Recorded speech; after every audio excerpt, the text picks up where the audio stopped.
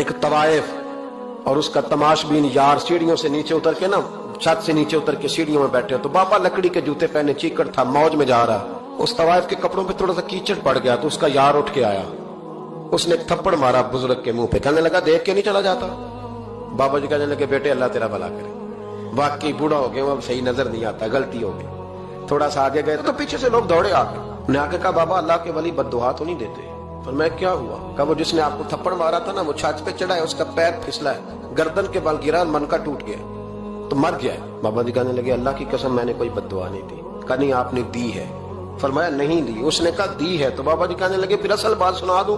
क्या सुनाओ? फरमाने लगे असल बात यह है कि मेरे पैरों से मिट्टी उड़ी, इसके यार के कपड़ों पे पड़ी, इससे बुरा लगा तो इसने मुझे मारा, जब इसने मुझे मारा तो फिर मेरे यार को बुरा लगा, फिर मेरे यार को बुरा लगा, उसने उसे मार दिया, मैंने तो लफ्ज भी अदा नहीं किया।